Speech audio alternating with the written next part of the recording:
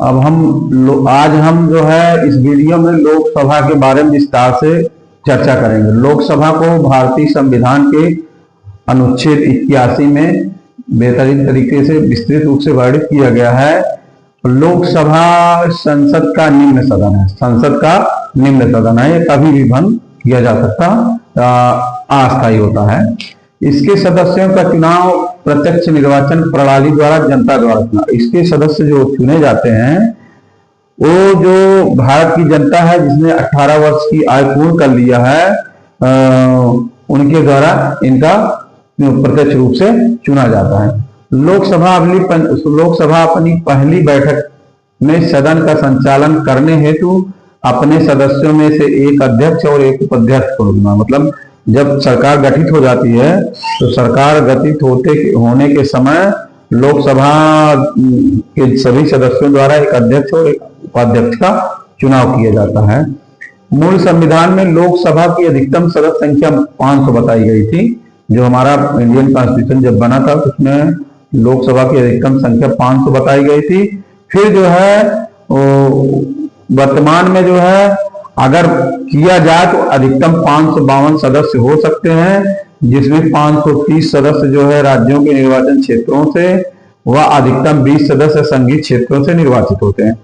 राष्ट्रपति जो है आंग्ल भारतीय वर्ग के अधिकतम 2 सदस्य को लोकसभा में मनोनीत कर सकता है।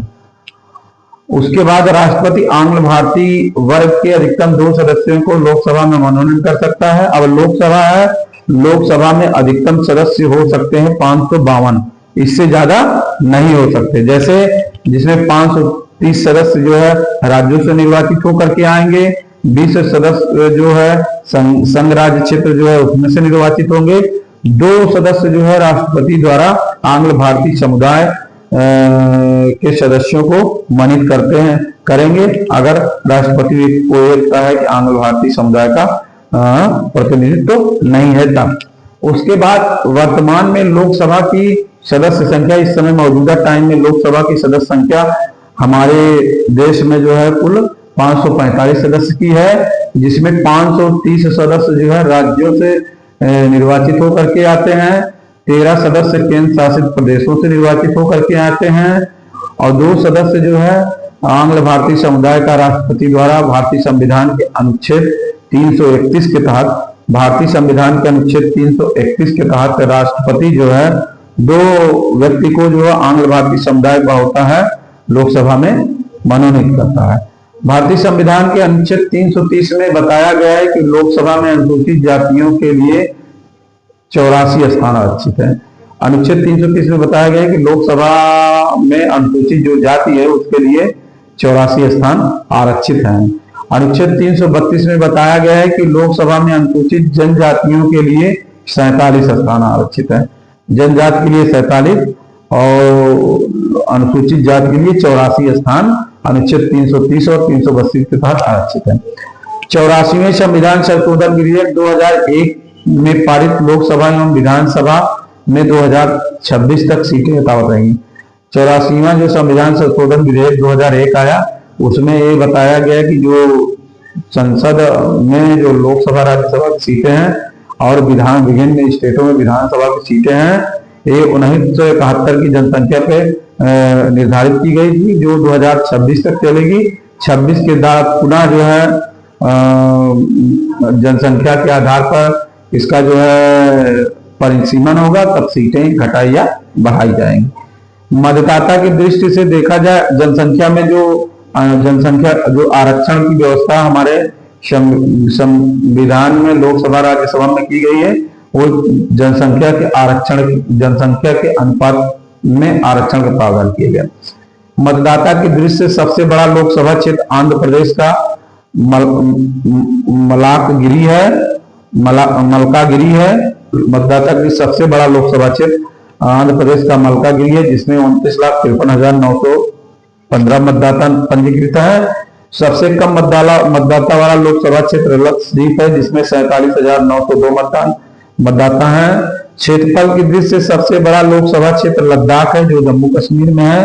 क्षेत्रफल की दृष्टि से सबसे छोटा लोकसभा क्षेत्र चांदनी चौक है, जो चांदनी चौक है जो दिल्ली में स्थित है। चांदनी चौक है जो दिल्ली में। लोकसभा का सदस्य चुने जाने की क्या क्या अनिवार्य योग्यता है उसके बारे में विस्तार से जानेंगे कि लोकसभा अध्यक्ष अगर चुना जाए, जैसे लोकसभा का जो सांसद चुने जाते हैं, एमपी जिसे बोलते हैं, मेंबर ऑफ पार्लियामेंट, उनके लिए क्या क्या योग्यताएं होती हैं। नंबर 1 है कि वो भारत का नागरिक हो, उसकी आयु 25 वर्ष या इससे अधिक हो, वह पागल और दिवालिया न हो, भारत सरकार व किसी राज्य सरकार में वह कोई लाभ का पद धारण न करता हो, देश के किसी भी निर्वाचन क्षेत्र की निर्वाचन नामावली में उसका नाम हो, लोकसभा का कार्यकाल जो है 6 वर्ष का होता है, लोकसभा का कार्यकाल 5 वर्ष का होता है। अनुच्छेद 75(3) में मंत्रिपरिषद अनुच्छेद भारतीय संविधान के अनुच्छेद 75(3) में बताया गया है कि मंत्रिपरिषद सामूहिक रूप से लोकसभा के प्रति उत्तरदायी होती है। जो मतलब लोकसभा के द्वारा मंत्रिपरिषद बनेगी वह लोकसभा के प्रति ही उत्तरदायी होगी, इसमें राज्यसभा का कोई रोल नहीं होगा। अब इसके बाद एक बताया गया है कि जो लोकसभा है वो जो है अस्थायी सदन है, मतलब इसको कभी भी बंद किया जा सकता है। तो वही आ गया कि प्रधानमंत्री के परामर्श के आधार पर राष्ट्रपति द्वारा लोकसभा को समय से पूर्व भंग किया जा सकता है। ऐसा अब तक 8 बार हो चुका है। कब कब हुआ है? 1970 में हुआ है, 1977 में हुआ है, 1979 में हुआ है, 1984 में हुआ है, 1989 में हुआ है, 1991 में हुआ, 1997 और 1999 में हुआ है। इसके बाद बता रहा है कि आपातकाल घोषणा लागू होने पर विधि द्वारा संसद लोकसभा के कार्यकाल में वृद्धि कर सकती है। अगर देश में किसी तरह का चाहे वित्तीय आपातकाल हो, चाहे राष्ट्रीय आपातकाल हो, कोई भी आपातकाल अगर देश में लागू है तो संसद जो है लोकसभा के कार्यकाल में 1 वर्ष की वृद्धि कर सकती है, एक बार में 1 वर्ष वृद्धि कर सकती है। जो सरकार एक बार में 1 वर्ष से अधिक की वृद्धि नहीं होगी। 1976 में लोकसभा कार्यकाल में दो बार एक वर्ष के लिए बढ़ाया गया था। अर्थात आपातकाल लागू होगा तो संसद में जो है संसद के माध्यम से जो लोकसभा का कार्यकाल है उसमें वृद्धि कर दी जाएगी। एक बार में 1 वर्ष से अधिक नहीं की जाएगी, दोबारा फिर इसके 1 वर्ष के लिए बढ़ाया जा सकता है। ऐसा एक बार जो है 1976 में हुआ है, क्योंकि एक बार करके 2 बार लोकसभा में के कार्यकाल में वृद्धि की गई। उसके बाद है लोकसभा राज्यसभा के अधिवेशन। लोकसभा व राज्यसभा का जो अधिवेशन होता है उसको राष्ट्रपति बुलाता है और वही स्थगित भी करता है। लोकसभा की बैठक जो होती है 6 माह में होती है, अर्थात दोनों बैठकों के बीच कम से कम 6 माह से अधिक का अंतर नहीं होना चाहिए। लोकसभा की गणपूर्ति या फोरम कुल मिलाकर के जितने सदस्य हैं उसका 10% होती है, 10वां भाग होता है। लोकसभा की गणपूर्ति फोरम कुल सदस्यों का 10वां भाग आता है। जैसे लोकसभा में 545 सदस्य हैं, इसका मतलब लगभग 55 सीटें आ जाएगी। लोकसभा के सदस्यों के चुनाव गुप्त मतदान द्वारा वयस्क मताधिकार के तहत 18 वर्ष से ऊपर के लोगों को किया जाता है। जो लोकसभा का के सदस्य एमपी का चुनाव होता है वो प्रत्यक्ष मतदान द्वारा होता है, गुप्त प्रत्यक्ष मतदान द्वारा गुप्त प्रणाली के माध्यम से होता है, जिसमें जो है जो देश की जनता जो 18 वर्ष से अधिक है, जिसका निर्वाचन नामावली में नाम है, वो जो है चुनाव करता, वोटिंग करता है। पहले यह जो है लोकसभा में जो लोकसभा विधानसभा में मताधिकार की आयु जो थी 21 वर्ष थी, इसको जो है 61वें संविधान संशोधन 1989 में घटा करके 18 वर्ष कर दी गई। धन विधेयक जो भारतीय संविधान के अनुच्छेद 109 में वर्णित है, धन विधेयक को केवल लोकसभा में पेश किया जाएगा और लोकसभा पे इसका क्रांतिक अधिकार है। राज्यसभा में अगर लोकसभा के पारित धन विधेयक को राज्यसभा में भेजा जा सकता है तो राज्यसभा उसे अत्यधिक 10-14 दिनों तक रोक सकती है।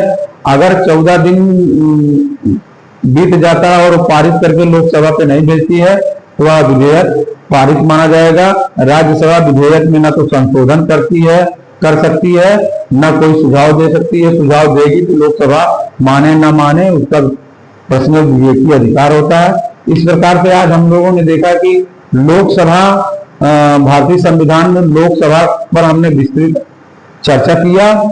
अब हम आप लोग लोकसभा विस्तृत चर्चा करने के पश्चात अब अगला हम जो टॉपिक लाएंगे लोकसभा अध्यक्ष और उपाध्यक्ष के बारे में लाएंगे, जो पदाधिकारी उनके बारे में लाएंगे। आप लोग हमारे वीडियो को सब्सक्राइब करिए, कमेंट करिए, लाइक करिए। अगर हमारी वीडियो आपको पसंद आती है तो इस पे बेहतर से बेहतर कमेंट करिए। आपके कमेंट से उत्साहित होकर आपके लिए मैं बेहतर से बेहतर वीडियो बनाता हूँ।